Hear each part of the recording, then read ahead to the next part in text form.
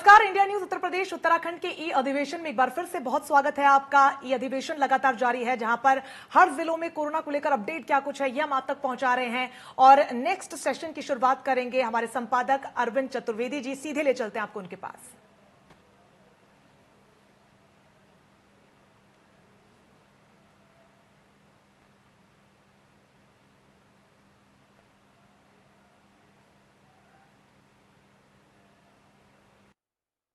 Thank you Ranjana. India News Uttar Pradesh Uttarakhand में हमारे सभी दर्शकों का स्वागत है। और हम कर रहे हैं इस समय प्रदेश का सबसे बड़ा अधिवेशन, और उसमें ये बताने की कोशिश कर रहे हैं कि आखिर ग्राउंड पे सरकार क्या कर रही है, सरकार कैसे लोगों को फायदा पहुंचाने की कोशिश कर रही है, कैसे उनके दुख तकलीफ में भागीदार बन रही है। हमारे साथ योगेश्वर राम मिश्रा जी जुड़ गए हैं, जो कि विंध्याचल मंडल के कमिश्नर हैं, यानी जिसको हम मिर्जापुर कहते हैं। सर, आपका बहुत स्वागत है इंडिया न्यूज उत्तर प्रदेश उत्तराखंड में। मिर्जापुर कहते हैं सर, आपका उत्तर प्रदेश उत्तराखंड में। Thank you Arvind ji. Sir, पहले तो मैं आपसे ये पूछना चाहता हूं कि इसमें मिर्जापुर की क्या स्थिति है, मिर्जापुर के बारे में बताएं। क्योंकि अभी मैं जो पढ़ रहा था उसमें जो आपके 1967 जो गांव हैं, उसमें जो 16 तारीख की रिपोर्ट है उसमें 804 एक्टिव मरीज बताए जा रहे हैं, 9,754 लोग ठीक हो चुके हैं। तो अब सर मैं ये जानना चाहता हूं कि फिलहाल अभी स्थिति किस तरीके की है मिर्जापुर में।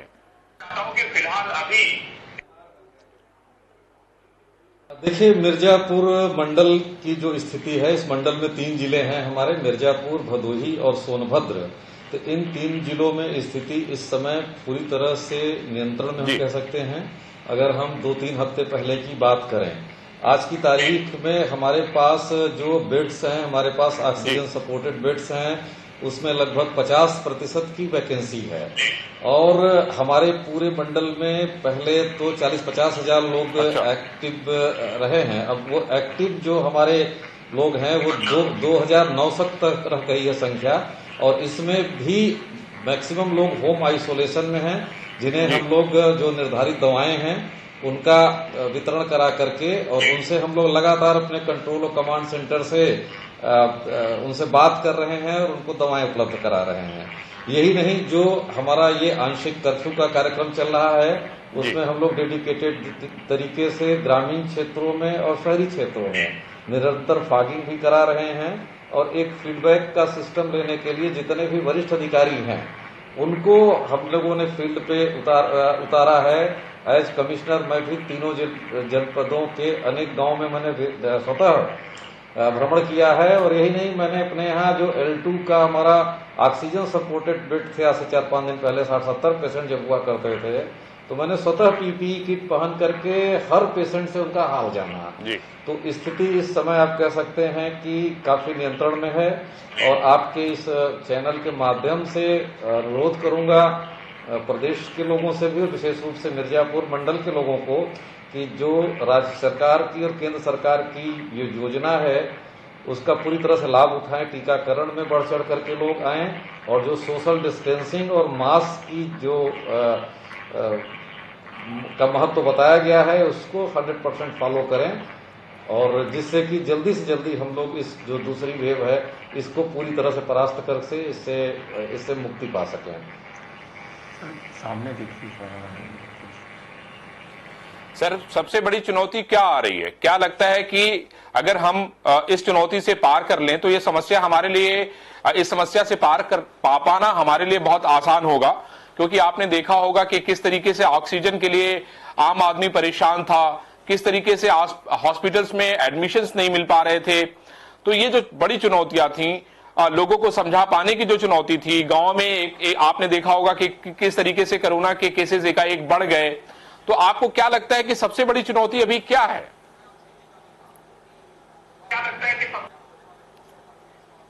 इस समय की जो चुनौती है, सबसे बड़ी चुनौती यह है कि जो हम लोगों ने पहले चरण और दूसरे चरण के से जो लेसन्स लिए हैं उनको उनका जमीन पे हम ट्रांसलेट करें। जैसे मैं आपको मिर्जापुर मंडल की बात बताऊं तो यहाँ जो बेड्स की संख्या को लगभग हम लोगों ने 2 गुना बढ़ा लिया है। और अभी जैसा कि प्रोजेक्शंस में कुछ रिपोर्ट्स में आया था कि आगे कोई लहर आती है तो बच्चों के लिए घातक हो, तो हर जिले में 50-50 बेड का डेडिकेटेड ऑक्सीजन सपोर्टेड हम लोग बच्चों के लिए एक स्पेशल आईसीयू की व्यवस्था कर रहे हैं। और जो बेड्स की संख्या थी उसको तकरीबन 2 गुने से ज्यादा बढ़ा लिया गया है और अभी भी प्रयास किया जा रहा है कि लगभग 3 गुनी बेड कर दी जाए। इस बार की जो दिक्कतें आई थी शुरू में बहुत इनिशियली ऑक्सीजन की थी, लेकिन राज्य सरकार के विशेष प्रयास से मिर्जापुर मंडल में गैस की कोई दिक्कत नहीं हुई, हमको गैस मिली। और मैं बड़े संतोष के साथ ये कहना चाहूंगा कि हमने अपने मंडल से न केवल अपने मंडल को संपूर्ण किया बल्कि हमने जौनपुर, आजमगढ़ और वाराणसी को भी जरूरत पड़ने पे ऑक्सीजन की सप्लाई की। और इस समय में हम लोगों ने जो राज्य सरकार ने दिए हैं हमको ऑक्सीजन के संयंत्र, एक हमारा मिर्जापुर में 2-3 दिन में चालू हो जाएगा, एक हमारा नेचुरल एयर से डिफंक्ट पड़ा हुआ ऑक्सीजन का संयंत्र था सोनभद्र, उसको हम लोगों ने चालू कर लिया, जिससे 300 से 350 सिलेंडर हम पर डे वहां भर पा रहे हैं और सोनभद्र की हम आपूर्ति कर ले रहे हैं। सीएसआर के जरिए जो यहाँ पे ऊर्जा क्षेत्र में काम करने वाली या निजी क्षेत्र की बड़ी कंपनियां हैं उनसे भी बात करके, संवाद करके वहां पर भी ऑक्सीजन की, तो हमको किसी आगे आने वाली आपदा के लिए अगर संभावित हो तो हमें पूरे ऑक्सीजन की तैयारी रखनी होगी। हमको जो बेसिक दवाएं हैं उनकी तैयारी रखनी होगी जिनकी आपूर्ति हमको हो गई है।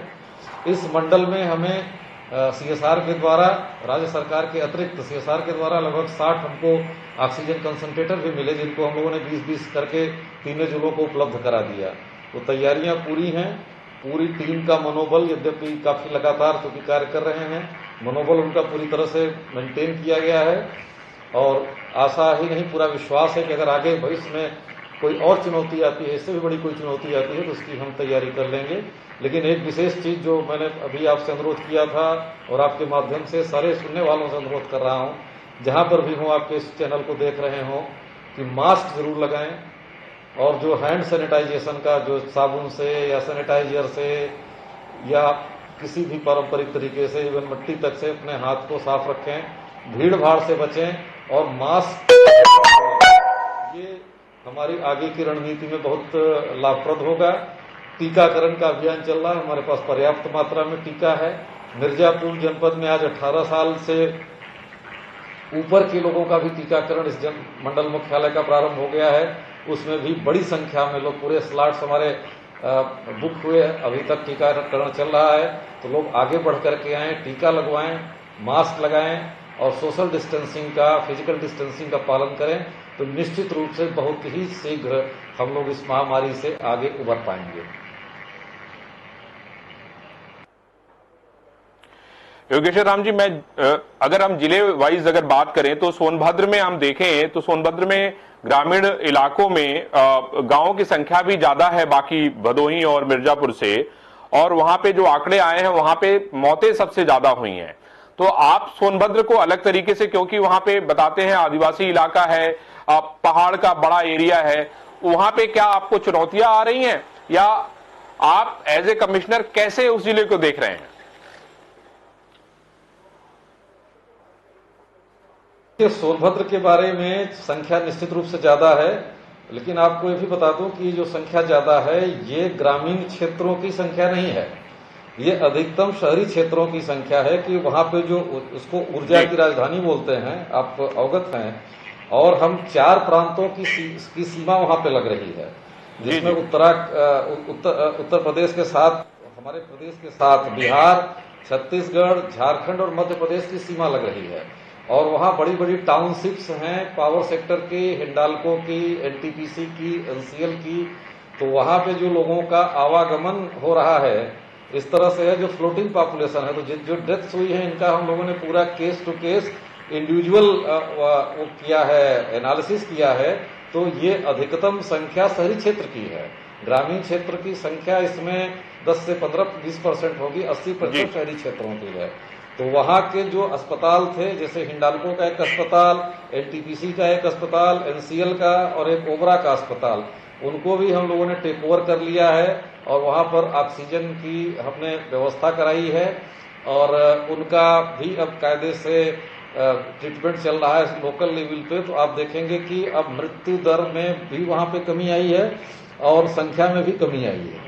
तो और ग्रामीण क्षेत्रों की जहां तक बात है, वहां पे हम लोगों ने जैसे कि एरिया चूंकि बहुत बड़ा है, आज की तारीख में भी संभवतः ये सबसे बड़ा क्षेत्रफल का जनपद होगा, तो वहां पर भी हम लोगों ने सेक्टर और जोन्स बना रखे हैं, जिसमें कि ब्लॉक में भी और CHC वाइज PHC वाइज हम लोगों ने सब सेक्टर बना करके पूरी मॉनिटरिंग की जा रही है और वहां की रिकवरी भी अब बहुत तेजी से हो रही है और मृत्यु में भी कमी आई है। हाँ, प्रारंभिक प्रथम चरण में निश्चित रूप से यहाँ पे शहरी क्षेत्रों में मृत्युएं हुई थी। अनेक मृत्युएं इसमें ऐसी हुई कि जो सिंगरौली में कार्यरत थे, यहाँ पर आए, यहाँ पे काम किए, एकाएक ऑक्सीजन ड्रिप हुआ, ले आए गए और 24 घंटे की क्रिटिकलिटी में डेथ हुई। तो एक डेथ ऑडिट भी हमारे पास एक एक केस का है और ये हमारे लिए चिंता का विषय रहा है। लेकिन अब हम इस चिंता से बहुत, और बॉर्डर के भी लोगों से, बॉर्डरिंग स्टेट के लोगों से भी बात करके ये मैकेनिज्म किया कि भाई अगर आवश्यक न हो तो इधर के लोग उधर न जाएं, उधर के लोग इधर न आएं, या पूरी प्रॉपर थर्मल स्क्रीनिंग और जब उनकी सुटेबिलिटी रहे, फिजिकल सुटेबिलिटी रहे, तभी काम करने के लिए जाएं। उसको इस तरह से हम लोग अकाउंट फॉर कर रहे हैं। मिश्रा जी, मैं भदोही जो कि एक इंडस्ट्रियल जिला है और वहां पे इंडस्ट्री बहुत बड़े पैमाने पे है, वहां की भी रिपोर्ट अगर हम देखें तो वहां पे भी जो मरने वालों का आंकड़ा था वो 100 से ज्यादा था। मैं आपसे ये जानना चाहता हूं कि भदोही में खास तौर पे दो बड़ी चुनौतियां जो नजर आती हैं वो ये है, वो मैं आपसे शेयर करना चाहता हूं। एक तो चुनौती ये है कि लगातार जो है लोगों को बहुत सारी प्रॉब्लम्स हुई, खासतौर पे ऑक्सीजन को लेके बहुत सारे फोन हमारे यहां भी आए, हॉस्पिटल में एडमिशन को लेके भी बहुत सारे फोन आए। मैं आपसे ये जानना चाहता हूं कि अभी फिलहाल भदोही की क्या स्थिति है और भदोही में वैक्सीनेशन, जो कि एक आपके लिए एक बड़ी चुनौती है कि सारे लोग जो है अगर वैक्सीन लगवा लें तो मैं समझता हूं कि कोरोना उनके ऊपर उतना असरकारक नहीं होगा। तो वैक्सीनेशन की वहां क्या स्थिति है, इसके बारे में जरा डिटेल में हमें बताएं।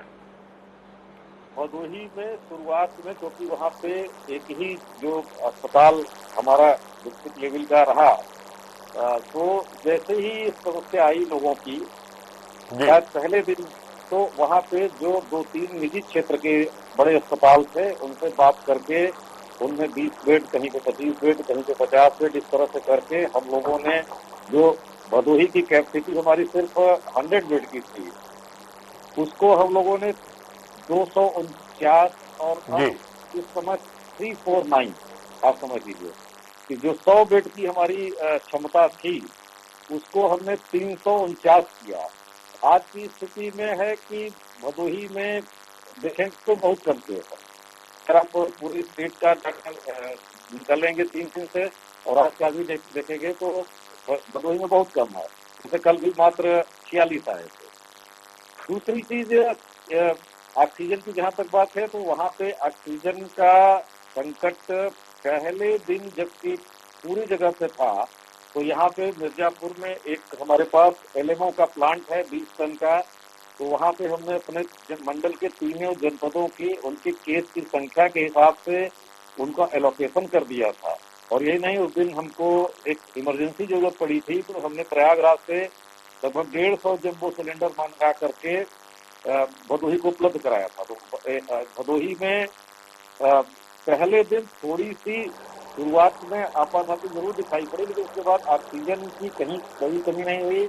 और अभी भी जितने भी वहाँ पे राजकीय तो छोड़िए, जो हमारे 2-3 हमने निजी क्षेत्र के अस्पतालों को पंजीकृत किया है इनके इलाज के लिए, उनके पास भी सफिशिएंट कोटा है।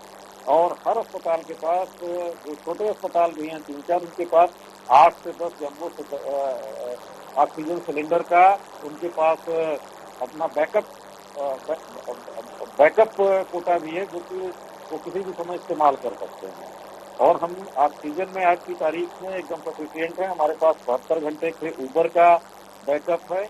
और निजी, अगर कोई होम आइसोलेशन में है और अगर उसको चिकित्सीय परामर्श के साथ उनका पर्चा लेकर के आते हैं तो ये आदेश कर दिए गए हैं।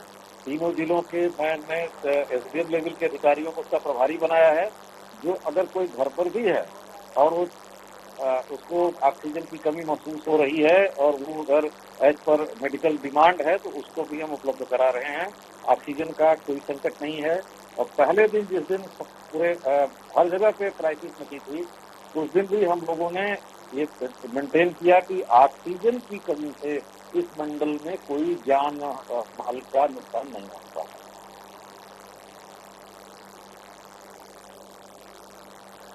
सर, एक और प्राथमिकता चल रही है इस समय मंडलों में, जिलों में ऑक्सीजन प्लांट लगाने को लेकर। तो मिर्जापुर मंडल में कितने ऑक्सीजन प्लांट लगाए जा रहे हैं जो आने वाले समय के लिए स्वीकृत हुए हैं या आप आने वाले समय में लगवाने वाले हैं? मिर्जापुर जो हमारा मंडलीय अस्पताल है उसमें बड़ा ऑक्सीजन प्लांट लग रहा है, आ गया है, उसका इंस्टॉलेशन चल रहा है और मेरे ख्याल से आज सोमवार है, मेरे ख्याल से बुधवार तक वो अपना फंक्शनल हो जाएगा। दूसरा, निजी क्षेत्र से हमको 3 प्लांट हमारे सोनभद्र में लग चुके हैं और भदोही में हमारे 2 प्लांट स्वीकृत हो गए हैं। एक औराई में जो कि गन्ना विकास विभाग के द्वारा लगाया जा रहा है, उसकी स्वीकृति हो गई है, मिल गई है और होपफुली उसमें शायद ये पता चला है कि 2 से 3 सप्ताह लग सकते हैं, क्योंकि दक्षिण भारत से कहीं से उसकी आपूर्ति आने वाली है। और वहाँ से एक 100 सिलेंडर के ऊपर के प्लांट की हम लोगों ने स्वीकृति जो हमारे माननीय सांसद और विधायक निधि से धनराशि लेकर के उसको भी कर दिया गया है। तो मेरे ख्याल से हफ्ते भर के अंतर्गत 2 प्लांट वहाँ पर भी फंक्शनल हो जाएंगे। और हमने 20 ऑक्सीजन कंसंट्रेटर हमको माननीय सदस्य विधान परिषद के शर्मा जी के सौजन्य से 60 यहाँ के लिए मिले थे, जिनको 20 हमने ऑक्सीजन कंसंट्रेटर्स भदोही जनपद को उपलब्ध करा दिए हैं। तो वहाँ पर भी एकदम से वो आज की तारीख में सफिशिएंट हैं और आगे आने वाली किसी दिक्कत के लिए या किसी चुनौती के लिए हमारी हफ्ते से 10 दिन के अंतर्गत वहाँ पर भी पूरी तैयारी हो जाएगी। कृष्ण राम जी, इस समय में कोरोना काल की जो महामारी है उसमें एक बड़ी और भी चुनौती है कि जो गरीब लोग हैं उनको जो आपके सरकार की एक योजना चल रही है राशन देने की, अभी मुख्यमंत्री ने कुछ दिनों पहले घोषणा किया था, मुख्यमंत्री जी ने, उनको वो राशन जो देना है वो उनको कैसे मिलेगा और उनकी सहायता किस तरीके से हो रही है? देखिए, जितने भी पात्र लोग हैं जो इसकी लिमिट के अंतर्गत आए हैं उनकी सारी सूचियां जनपदों से उपलब्ध है और उनको हम लोग जो रोस्टर बना है उसके अनुसार हम उसका वितरण सुनिश्चित कराएंगे और उसमें किसी भी प्रकार की गड़बड़ी न हो, उसके लिए हम लोगों ने पूरे प्रेस के माध्यम से और आपके जो चैनल्स हैं उनके माध्यम से भी प्रचार प्रसार कराया गया कि जो हमारा कंट्रोल और कमांड सेंटर है जिसमें हम लोगों ने औसत 10-10 लाइनें लगा रखी हैं, तो किसी को अगर किसी भी प्रकार की असुविधा इसमें हो तो तत्काल वहाँ पे बताए। सारे एसडीएम को, सारे बीडीओ को पर्सनली इसके लिए रिस्पॉन्सिबल बनाया गया है कि जो खाद्यान्न का वितरण है वो शासन की मंशा और शासन की जो भावना है उसके अनुरूप 100% उपलब्ध हो जाए। और मुख्यालय लेवल से हमारे कलेक्टर्स और स्वतः मैं भी इसको मॉनिटर करता रहूंगा। हमारे पास पूरा डाटाबेस है, उनके टेलीफोन नंबर्स भी हैं, उनसे हम लोग पूछेंगे कि आपको सुविधा मिली कि नहीं मिली। और जैसे कि हम होम आइसोलेशन में और गांव में जा करके लोगों को RRTs के द्वारा उनकी जांच करा रहे हैं, उनकी दिक्कतों को पता कर रहे हैं, उसी तरह से रैंडम सर्वे, हमारा टेलीफोनिक सर्वे या फिजिकल सर्वे होगा कि जो खाद्यान्न की आपूर्ति है वो हो रही है नहीं हो रही है, और ये सुनिश्चित करेंगे कि इसमें किसी भी प्रकार का लीकेज या किसी भी प्रकार का किसी को असुविधा न होने पाए।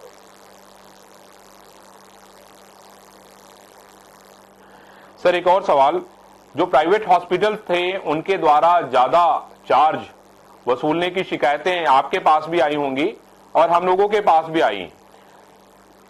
मैं आपसे ये जानना चाहता हूं कि आपने अपने मंडल में इस तरह की शिकायतों पे लगाम लगाने के लिए क्या किया या कितने लोगों के खिलाफ कार्रवाई हुई है? और अभी शासन की तरफ से भी एक आदेश जारी किया गया है कि ऐसे अस्पतालों के खिलाफ सख्त कार्रवाई की जाए जो जनता को लूटने का काम कर रहे हैं।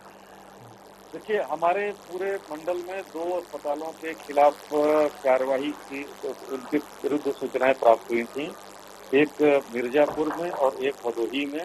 और वहां पर जा करके चेक किया गया, पेशेंट टू पेशेंट बात की गई और ये निर्धारित जो शुल्क है उसके अतिरिक्त न लिया जाए, इसकी ताकीद की गई। कोई ऐसी मेजर गड़बड़ी वहां पर नहीं मिली थी और उनको बताया गया कि अगर इस प्रकार की कोई इस संकट के काल में इस प्रकार की वसूली या इस प्रकार से अतिरिक्त चार्ज लेने की बात आएगी तो FIR भी कराई जाएगी और संबंधित को अकाउंट पार करके जेल भी भेजा जाएगा। तो इधर ऐसी कोई शिकायत नहीं आई है। प्राइवेट सेक्टर के 2 अस्पतालों को मैंने व्यक्तिगत रूप से भी जाकर के देखा था और उनसे दोनों तरह की बातचीत है। एक तो ये कि जो शासन की मंशा है, जो शासन के निर्देश है, उनका कैसा पालन करना है, और दूसरा मानवीय आधार पर कि यह संकट का समय है जहां पर आम आदमी भी अपने सहयोगियों के लिए, अपने परिचितों के लिए या समाज के लिए आगे बढ़ करके आ रहा है, तो वहां पर आप लोग भी आगे बढ़ करके आए। तो यहाँ पे हमको रेड क्रॉस ने और रोटरीज ने हमें दवा भी देना सुनिश्चित किया है।